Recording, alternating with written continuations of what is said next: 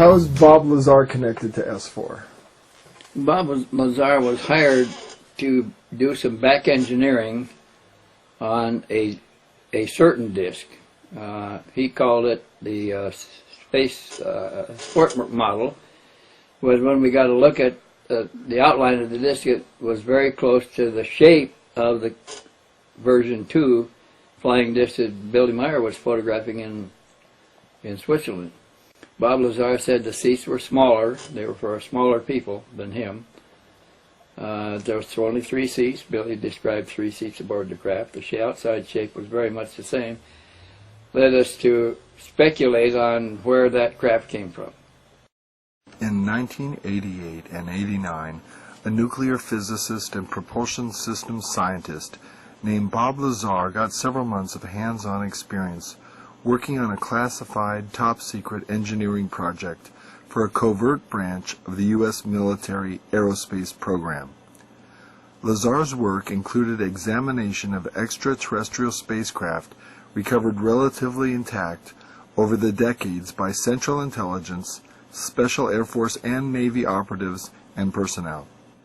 After telling friend John Lear about his experiences within a secret lab inside Area 51, Lazar found himself at the end of a gun in the secret Nevada facility, and his job at S4 was terminated shortly thereafter. Fearing the worst, Lazar went public with his claims of working on UFOs for the government, and television investigative journalist George Knapp, now a Peabody Award winner, reported the story to the general public through KLAS-TV in Las Vegas. Did you meet Bob Lazar before Lazar went out to Area 51? Yeah, he was sitting right there. Goof on, Gene Elf was sitting right there. We were talking about UFOs. They took their tape, they did their measurements, and we talked more about UFOs, and Bob told us we were nuts. And that's when I first met him. How did the meeting go when George Knapp and his KLS-TV news director, when they came out to your house to meet with you and Bob Lazar? We sat right there, and the other table was there, and Bob strolled out and just asked question after question after question after question, and because George Knapp wanted to do a series, and he needed Bob Stoldow's permission to go ahead. It was at that same meeting, Bob Stoldau said, "Go ahead, do it." Lazar and S4 became the object of intense scrutiny by UFO research investigators and reporters for the next several years, and his claims and evidence were presented by filmmaker and real estate appraiser Gene Huff in the film Excerpts from the Government Bible, The Bob Lazar Story. Many of the following statements by Lazar are from that film. Lazar says, "In May of 1987, some scientists took an antimatter reactor to an underground blast facility on the Nevada test site to perform an experiment. Unfortunately for them, their experiment required them to cut the reactor open, which resulted in their deaths. I was hired," says Lazar, "in December 1988 to replace one of these men. I worked in a number of scientific programs, some of which required top-secret and above top-secret security clearances, of which the most easily verifiable is my 1980s job at the Los Alamos Mason Physics Facility in Los Alamos, New Mexico. While working at Los Alamos National Lab in 1982, the local newspaper did a front-page story on a jet car I had built. Coincidentally, Dr. Teller was giving a speech in Los Alamos that same day. We met and had a short chat about the jet car, and I later listened to his speech. I never met Dr. Teller again, but in 1988, when I decided to re-enter the scientific community,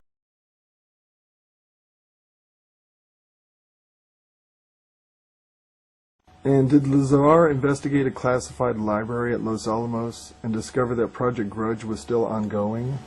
I don't know whether he did or he gave the job to a friend of his, because there was 4 questions that needed answers to, and one was YY-2, what that meant, the classified library, and there was 2 other questions, and I forget what they were. Dr. Teller responded by telephone and told me that he was no longer active, but just functioned in a consultant capacity. He gave me the name of a contact to call in Las Vegas. I made that call, and things progressed from there until I got into the program. I never got a chance to ask Dr. Teller if he remembered me from Los Alamos, so I don't know if that was a factor or not. Why did Lazar decide to try to get employed at Area 51? Because we gave him enough information that he thought, maybe there is something to this. And how did Lazar get the job at Area 51? And please describe specifically the interview testing process that he went through. He called, and I thought I was there. He says I wasn't. I thought I was there when he called Dr. Teller. And Dr. Teller said, Bob, do you want to work in Livermore with me or out there in Las Vegas? And Bob said, I want to work at Area 51. And Dr. Teller said, let me see what I can do. And so the next phone call, he was given a number to call, and they asked him out for an interview. And he got 3 interviews, and at the end of every interview he'd come over and he'd say, I aced it. And on the second interview, he said, guess what their first question was? And I said, what? He said, what do you know about John Lear and what's your relation with him? What's your relationship with him? So they already knew you were connected to each other. Yeah. So he said, I believe that John Lear sticks his nose into places where it doesn't belong, but what I didn't tell him was that I also like to stick my nose in places where it doesn't belong. Do you still point it in places it doesn't belong, or you has age mellowed you a bit? Age has mellowed me a bit. I mean, tracking down this moon stuff is so much fun because all you have to do is sit at the computer and look at the moon. How do you think Area 51 already knew that Lazar had a friendship with you, and why do you think that was important to them? I don't know. Yeah, why would that be important to them? And if I ask you on camera if you know Bob Lazar, can you just say no? I will sit silently. The first night Lazar got back from S4 in Area 51, what did he talk about to you? That must have been a pretty dramatic night. Yeah. And Did he talk about discs or aliens or? he came, he sat here and he said, I saw a disc today. And I said, what? He said, I saw a disc today. And I said, theirs or ours? And he said, theirs. And I said, what are you doing here then? They're going to follow you here. They'll know you. You're telling me. He said, John, let me tell you something. I've seen you take so much shit over this. I wanted to tell you I was there. I touched it. I saw it. It's real. Wow. Lazar continues, between December of '88 and April of '89, I worked as a senior staff physicist in what has to be the most secret project in history.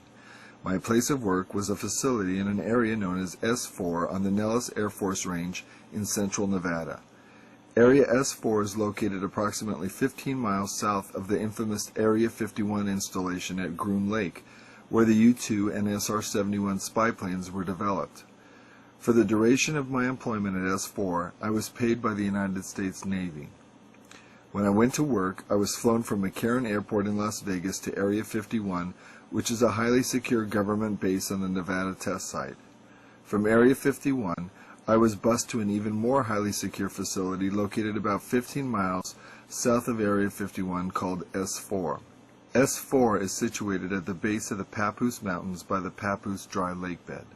The airspace over Area 51 and S4 is highly restricted, and any pilot or aircraft that may stray into Sector R-4808 is subject to pursuit by jets scrambled for intercept, or subject to outright destruction by surface-to-air missiles. Tell me about the overflights over S4. Is that allowed by any pilot? No. Not even red-blue teams?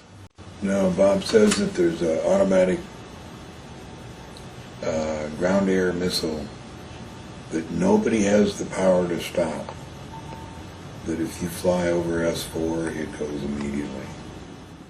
The S4 installation is built into the mountain, and the 9 hangar doors are angled at about 60 degrees. These doors are covered with a sand-textured coating to blend in with the sides of the mountain and the desert floor.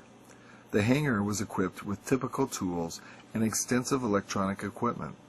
It also had a machine with an X-ray emblem on it and an overhead crane rated at 20,000 pounds. Equipment in this hangar was marked with a black number 41 with a white circle around it, asserts Lazar. It was outside of this hangar that I saw the sport model tested.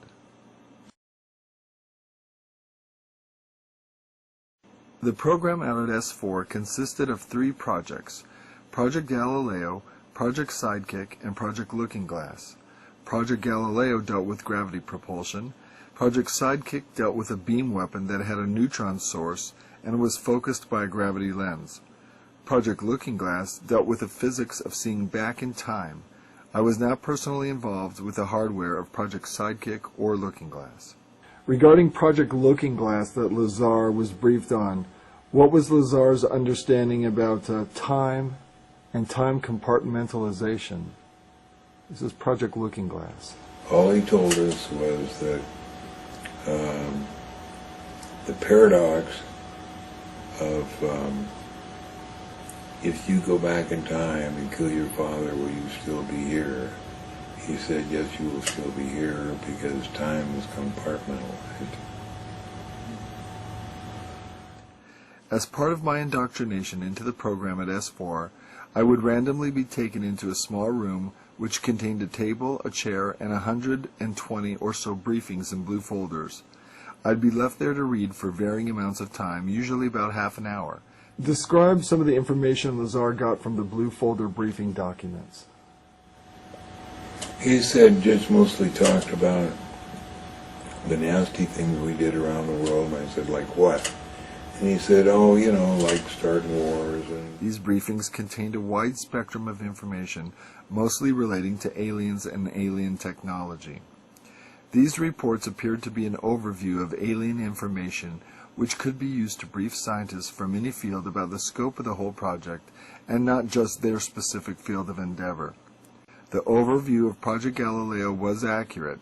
I read the overview and later witnessed evidence which proved it to be accurate.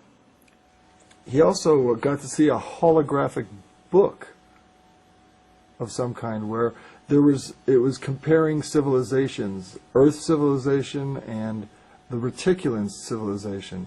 And when he looked at the book, he would see Earth history, and when he flipped it over, he would see Reticulan history. yeah, actually what it was is on one side of the book, you had a book like this, and this would be our civilization. He looked through it like that, and the pictures were three-dimensional, and that he could move it like that, and he could see inside, back, forward, outside, like that. And then if you turn the book over like this, then the same thing with the reticulans. Interesting that the book you're holding is Alice in Wonderland. I got this because the new secret base up in Nevada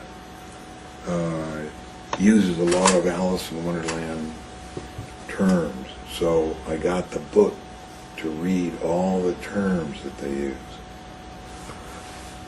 I know you probably can't say who, but how did that information arrive to you that they were using Alice in Wonderland terms for the new base? Because either Bob or one of the people that worked up there said that when you went in the door of S4, there was a rabbit with a stopwatch up there.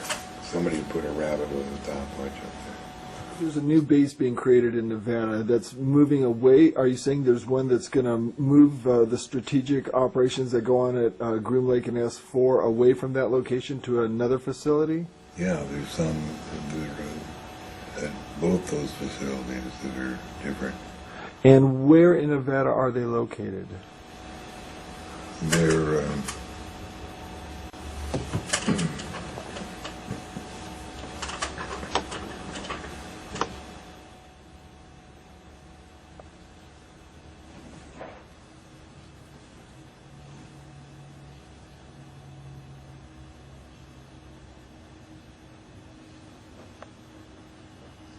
oh, here it is. Right. No, that's where it is. I don't know where it went. If I come across it this evening, I'll show it Well, what area of Nevada? to you. What part? Northeast. So towards the Utah border. Yeah.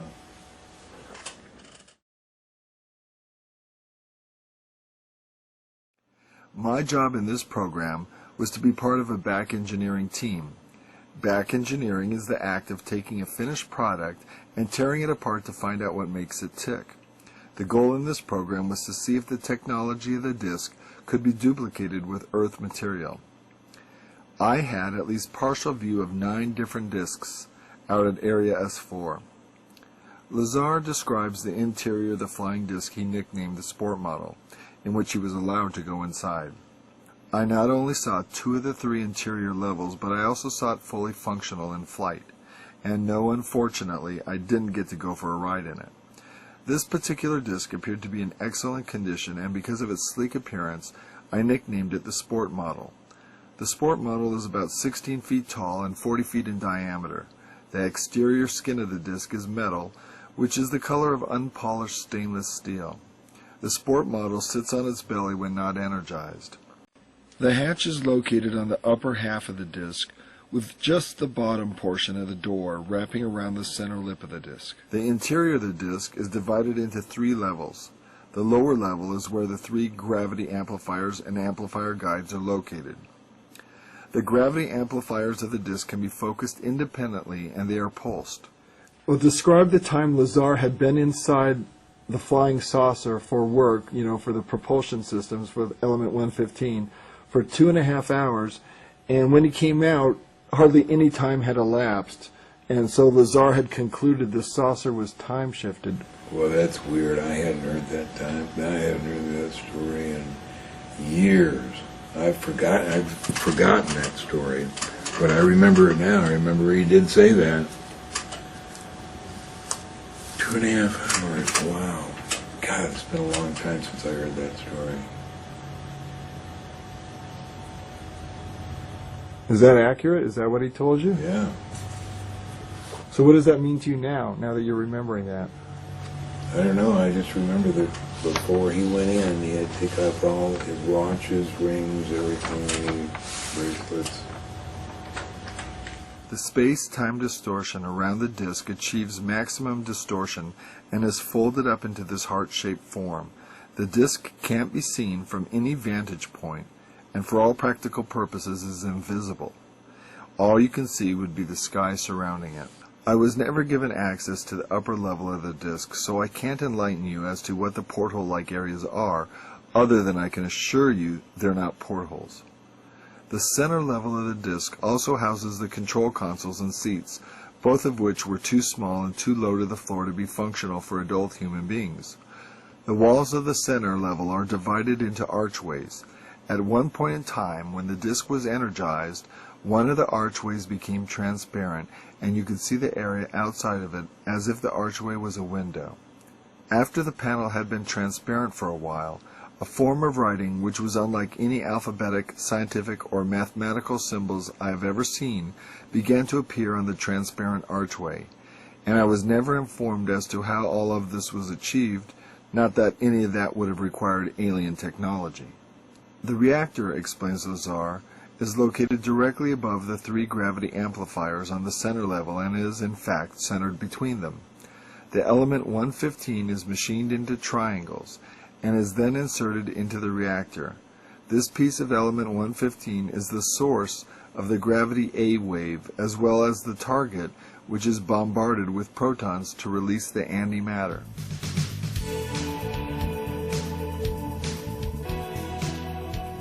Dr. Edward Teller was the key scientist who determined that fusion, as opposed to fission, could be used to create a nuclear bomb that would be even more destructive than the bombs dropped on Japan.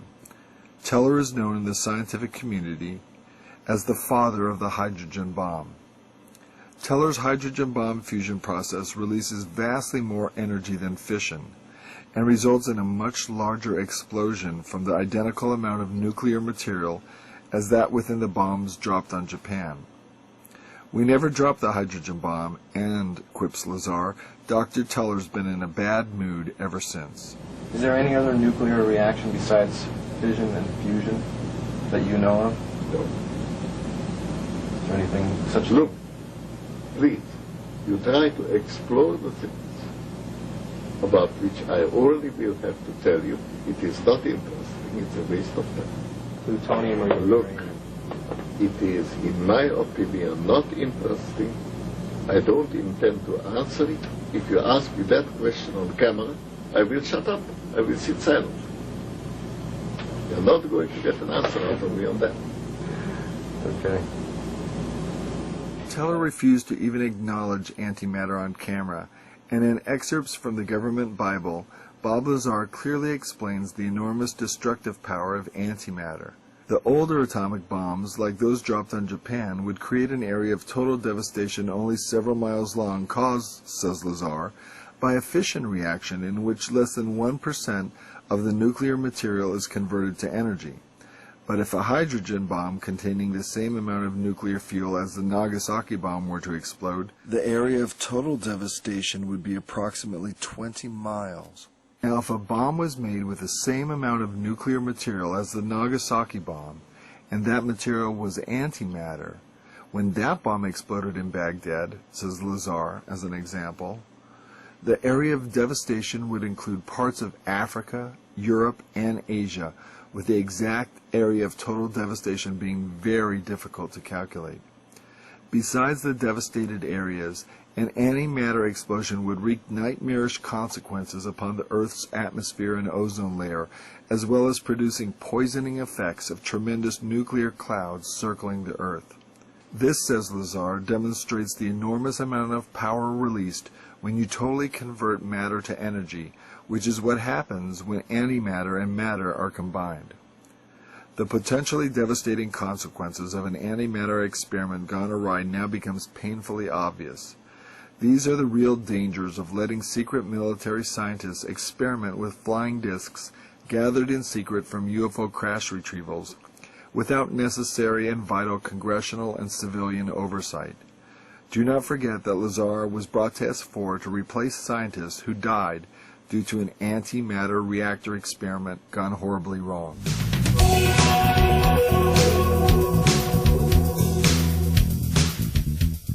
Says Lazar, there's a small segment of the United States government that makes scientific and technological judgments from a knowledge base that is not available to the general public. If the following information is true, the United States government also makes judgments on a historical, philosophical, and even theological level from a knowledge base that is not available to the general public. This technology was brought here by some alien beings from the Zeta Reticuli 1 and 2 star system.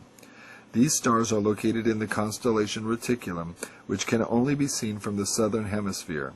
Zeta Reticuli is a binary star system, which means that it is 2 stars and is located approximately 30 light years from Earth.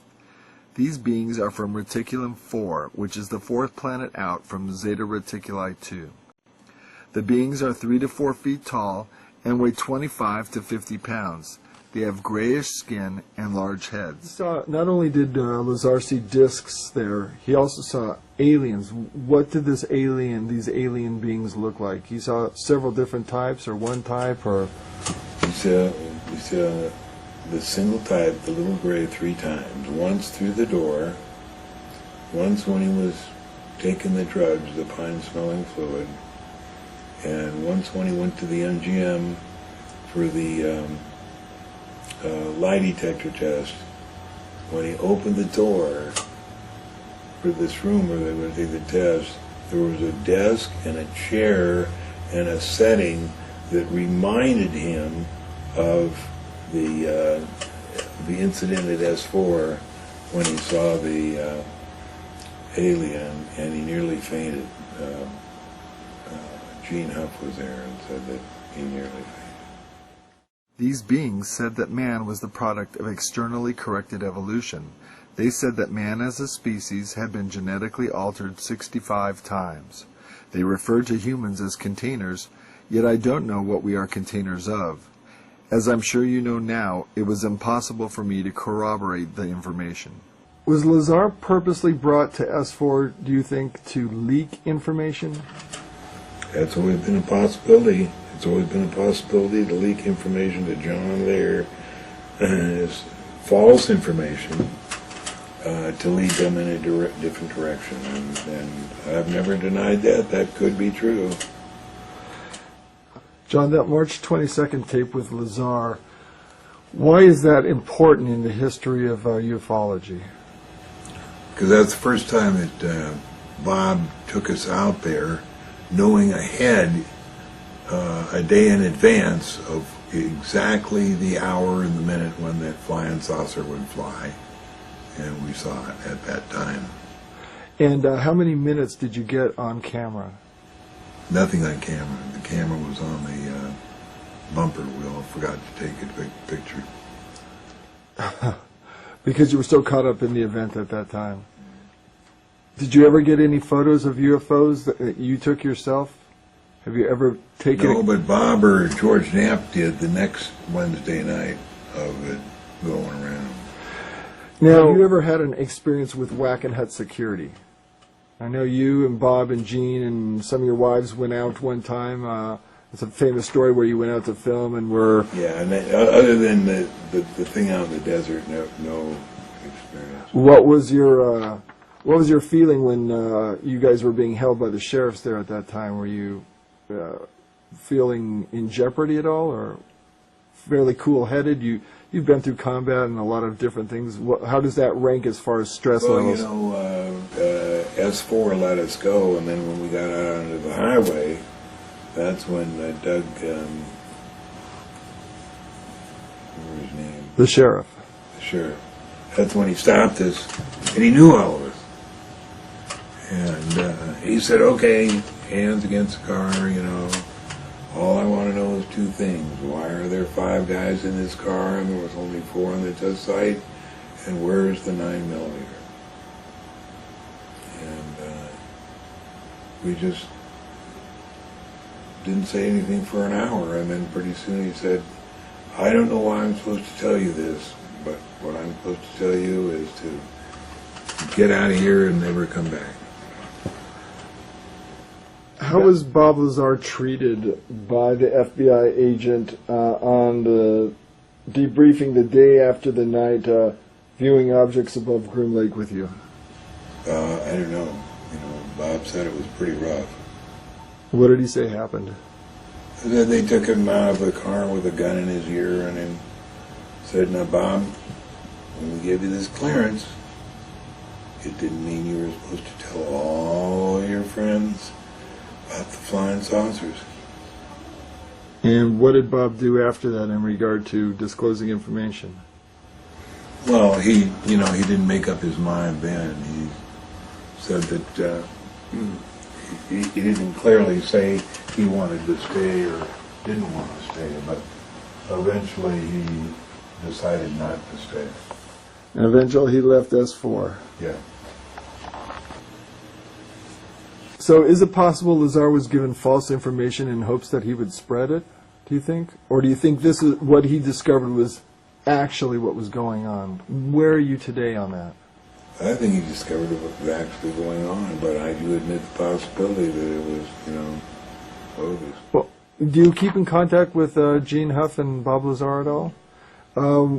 What's Lazar's stance on everything these days in regard to S4? He doesn't want to talk about anything about it.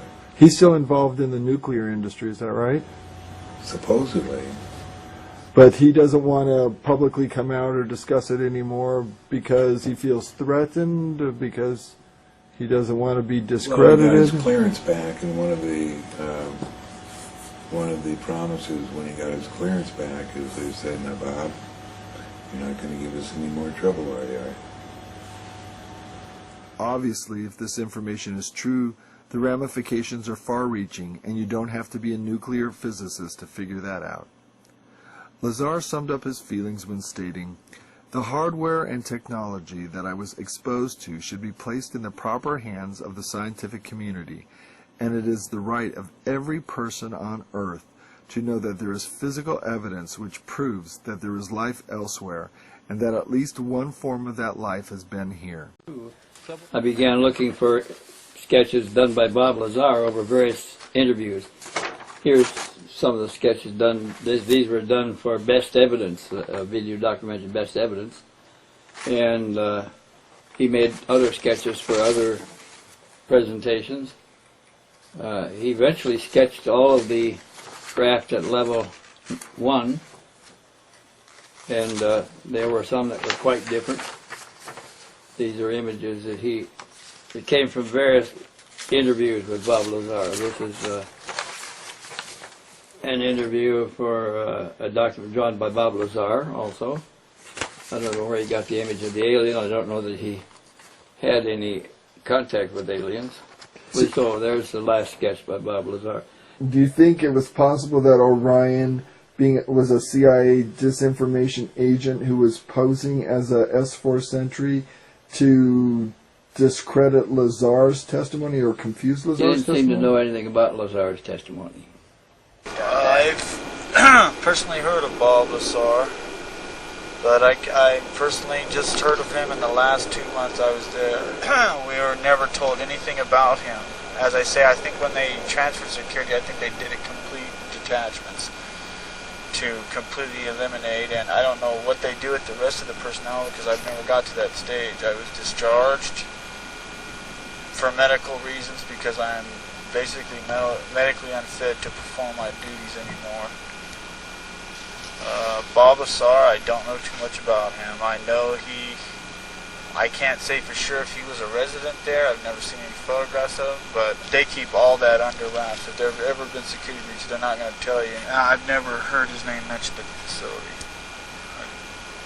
But from what I hear, he describes the facility very good in detail. He was only hired by the Atomic Energy Commission people to do some back engineering because of his engineering expertise. Others later, Huff and John Lear, went to where Bob Lazar lived in Los Alamos, and they got pictures of his house. They got a telephone book with his address at that house in it and his telephone number. They even found a picture in the newspaper of him showing his home-built jet car. So that made Edward Teller the liar in the whole deal. He knew Bob Lazar. What else do you know about Ed Teller in connection with Area 51, Groom Lake, and S4? Well, Edward Teller was the head of the Atomic Energy Commission and was therefore the overall head of all of the Groom Lake operations. S4 and Area 51, all of them had Edward Teller, for instance, one time, who was the head of all of the Atomic Energy Commission facilities, which included Area 51 and Los Alamos and all the big, most secret facilities this country has. He said he told them he didn't know anything about UFOs.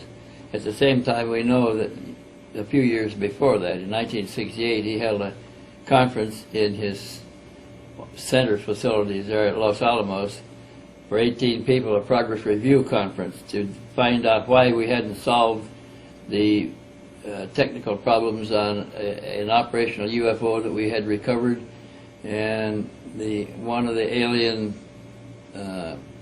occupants of that UFO is sitting across the table from my friend Bill Uhouse, an engineer, a simulator engineer there, who was working with the alien on trying to bridge the technology between their technology and ours. And from 54 to 68, they hadn't succeeded in making any real significant progress. And this is what the meeting was all about. Why aren't we able to do this? and the alien indicated that their technology requires a certain amount of mental input that we have never learned to impart.